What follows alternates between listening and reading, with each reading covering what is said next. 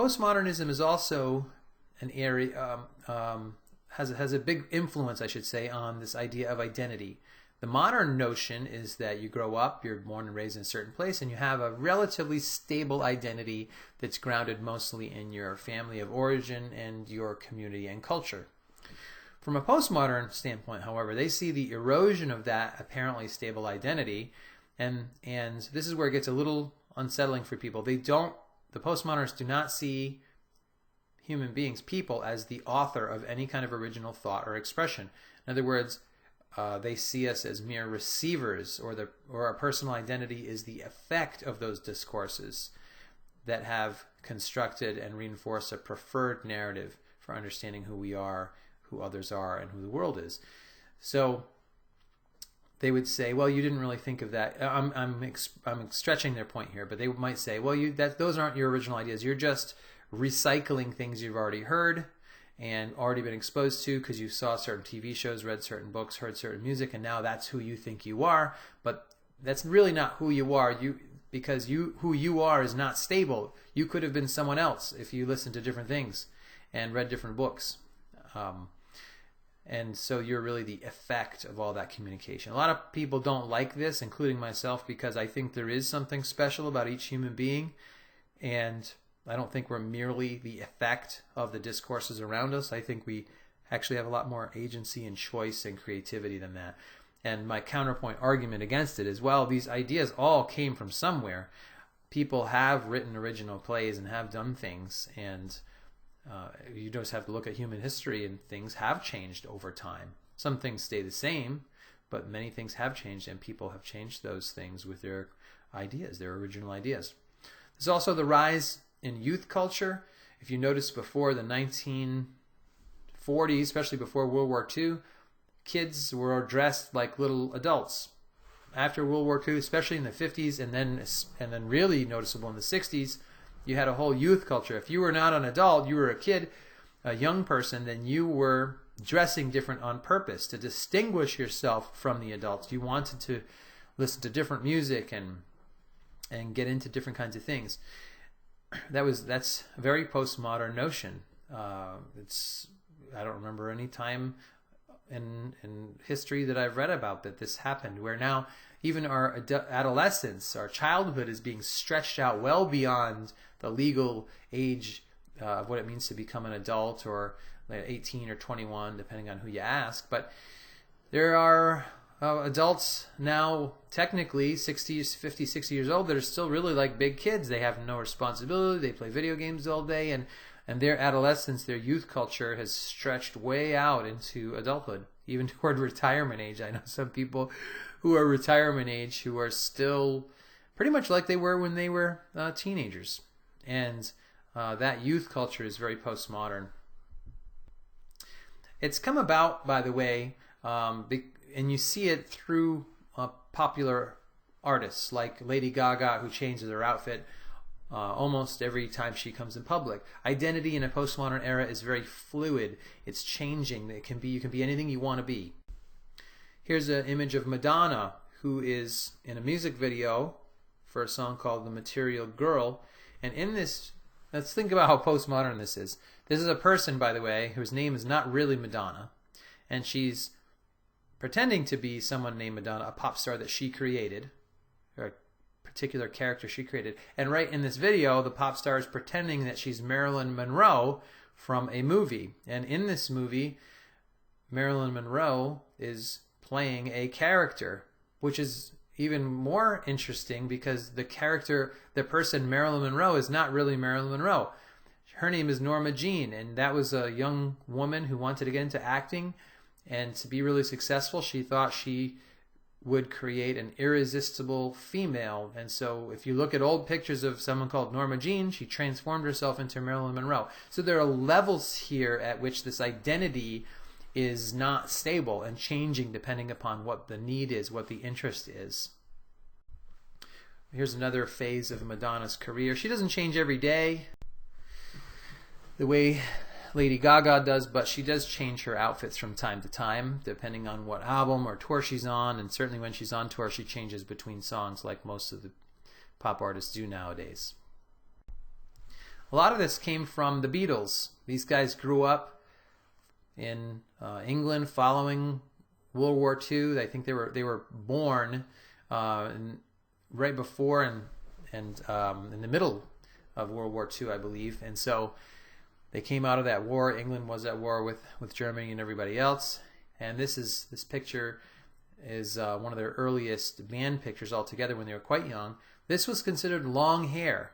Remember we talked about the youth culture? Well, the Beatles really were a driving force. Elvis before them, but driving force in the youth culture. This was considered long hair because a lot of the guys this age would have had crew cuts.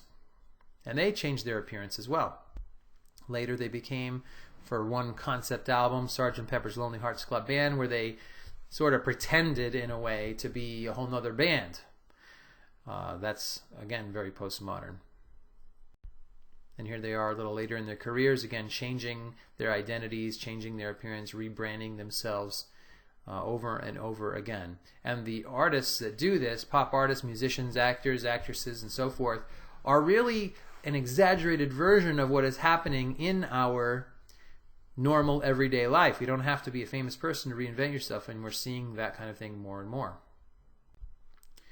So identity nowadays in the postmodern era is really seen as very fluid. Your identity is one of many possible identities, or one of many possible forms that could have been and still can be, and had things been otherwise. So you can make different choices, and I don't think it's an accident that the kids nowadays like Transformers. Our toys used to be one thing, and now our toys can change from one thing to another, and that's really an extension of how we see ourselves.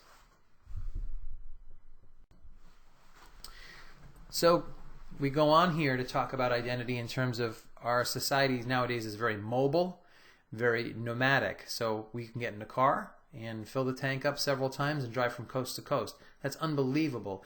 You could not do that for most of the history of the United States. It would have taken you weeks and weeks.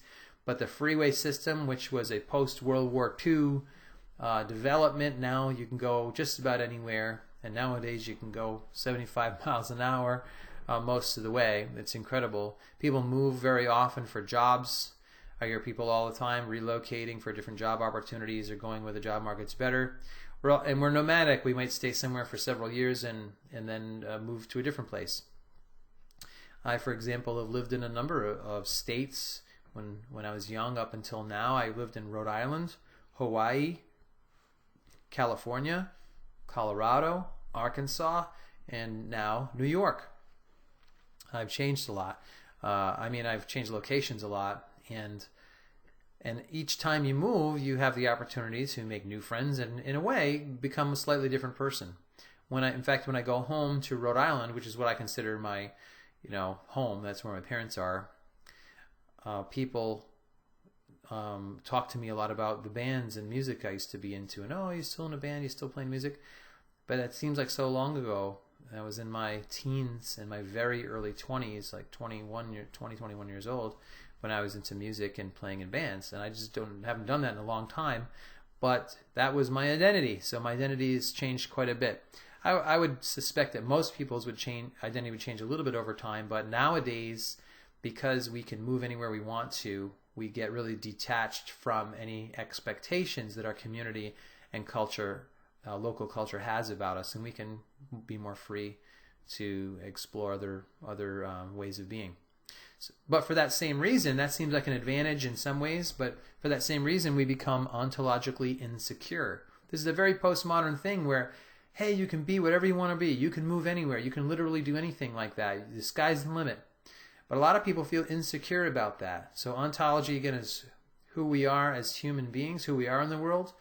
And being insecure, obviously anxious, you feel tension. So we're very anxious about who we are in the world, partly because in this day and age, we have so many choices. If you go to one college instead of another, what kind of future does that lead you to? What direction does your life take? If you take one job instead of a different job, who does that mean you are now? And it can be, more choices can seem fun, but it can also lead to a lot more anxiety. It's almost simpler when certain choices are made for you by the narrowing of options. And nowadays, certainly, we are becoming cyborgs where we're dependent upon our technology. There's various images of people and their technology. Everybody nowadays seems like they have some kind of cell phone.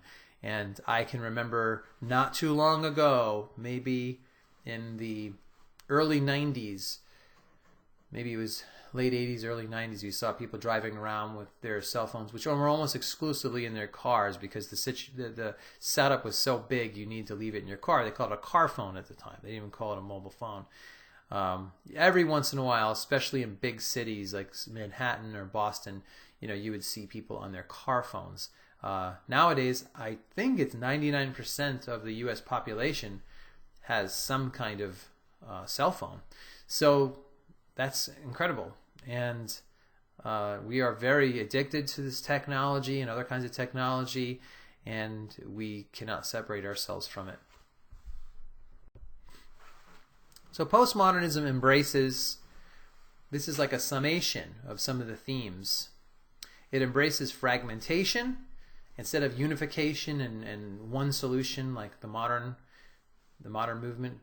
Postmodernism embraces fragmentation, that plurality, difference, alternatives, the representation of multiple voices, and what they call ethical dialogue, which is a lot about having a voice in the process. If you can have different people representing their interests, then you have a more ethical dialogue instead of a one-way monologue. The postmodernists are not necessarily looking for a completely better life in the way we normally think of it in the modern terms in utopia, but they're looking to make life, social life, a richer, more interesting experience for everybody. And so here's another thing. In addition to identity, people have a big problem with this. They say, okay, so the modernists at least wanted to create a measurably better world, less disease, less war, so forth. And the postmodernists want to do what? They just want to make life a richer experience and more interesting experience for everybody. Well, that seems to fall a little short for some people, and at least it does for me. Making things a richer, more interesting life seems to me like an upper middle class, educated person's issue. I don't think the people who are dying from Ebola are too concerned, for example, with making life a richer experience for everybody. They want cures for these diseases. And so we still have war, we still have famine, we still have disease. A lot of times people think that in this way, postmodernism doesn't quite cut it. They value the journey, not the destination. You've probably heard that people talk about that. That's a very postmodern notion. The destination is a modern idea where you want to get where you're going. You want the society to go in the right direction and to get there, to reach a better world. And postmodernism says, hey, it's not about where you're going, it's about the journey along the way. So here are some critiques, 6 bullet critiques about postmodernism. First one is that it can degrade or spin out into a mere intellectual exercise and get caught up in its own, quote, sexiness. That's in quotes because in the intellectual world, certain ideas become popular, become the flavor of the month, and everyone gets real excited. And postmodernism has done that. Oftentimes people will say, oh, I'm reading this author and that author, and everybody's supposed to be impressed because they're reading the latest postmodern guys. I have seen, however, that starts to sound like empty talk after a while. In fact, many of the same people who were all into postmodernism 15 years ago, 20 years ago, I just don't hear them playing that song as much anymore. And it's a little bit of an intellectual dead end. Some people think that, especially in the world of philosophy, that postmodernism is not really taking us anywhere worthwhile, and that it's getting pretty diluted, and they're going to move on. Second critique: in reality, there is more to life than discourse and text that postmodernism is concerned with. Again, this is a very upper middle class concern about art and architecture and performance and things like that. I mean, that's important. But as we mentioned in the previous slide, there are still diseases, there are still wars, and shouldn't we be working on these things too? And not just being concerned with representation and texts, so that, oh, look at how postmodern this is. Isn't that interesting? Third bullet, not all tradition is bad and oppressive. Some modern ideas have been very helpful. For example, the institutions of science, religion, and politics have made a major difference. No, they haven't created a perfect world, but let's just look, for example, at the continent of Africa and all the ways it suffered over the past several decades. And it's the church, for example, that's down there trying to fight Ebola. It's the local governments down there that are trying to fight Ebola. I keep using this example because it's been in the news. And yeah, some of the politicians are not so great, and some of the scientists that go down there don't have what they need, but they're trying. They're trying to make a difference, and they're working hard at it, and they're sacrificing their own safety to do it. There was a doctor that was down there, a very famous case where a physician came back from Africa with Ebola. And yeah, he was a physician, and he was trying to help, and he caught it. He got cured, but he was down there with a church organization trying to help, and he put his own life on the line to help people. So, not all tradition is bad. We can critique it, but we can critique modernism and the modern institutions, but they have done some amazing things. Fourth bullet, there's no way to satisfy a postmodern critique. In other words, nothing is ever good enough for a postmodern critique. There's no world you could design that they won't try to destabilize. They are into tearing down. They're not into building up. So I've heard this many times. They will not suggest a solution. They like to critique everybody else's solution and tell you all the things that are wrong with it and why it's not going to work and why it's inadequate, but they will not propose their own lasting solution because it goes against their very nature, which is to critique. Next bullet, in the long run, it does matter where the journey is taking us. And if you're saying, oh, it's all about the journey, but the destination we're heading toward doesn't offer people real hope, then you're going to lose a lot of fans. And some people argue that it has become its own grand narrative. So